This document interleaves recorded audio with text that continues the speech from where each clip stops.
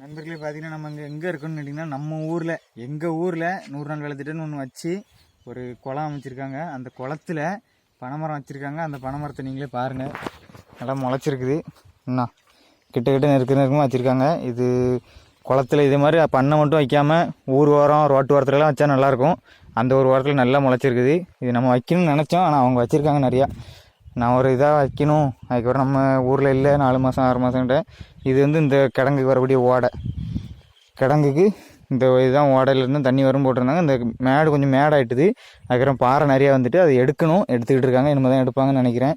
இதில் கொஞ்சம் தண்ணி கிடக்குது. இது கோடை நேரத்தில் கொஞ்சம் நமக்கு மாடு ஆடு எல்லாத்துக்கும் தண்ணி காமிக்கிறது கொஞ்சம் யூஸ்ஃபுல்லாக இருக்கும்.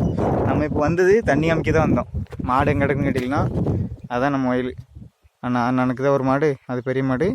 அதுக்கு பதில் அந்த பனை மரத்துக்குள்ளே ஒரு மாடு இருக்கா, அது வந்து சின்ன மாடு. 2 மாடு இருக்குது. அந்த 2 மாட்டுக்கும் தண்ணி காமிக்கும் போது தான் இதை பார்க்க வந்தோம். 4 மாதம் கழித்து ஊருக்கு வந்திருக்கோம். சரி, இன்னொரு 6 மணியில் பார்க்கலாம்.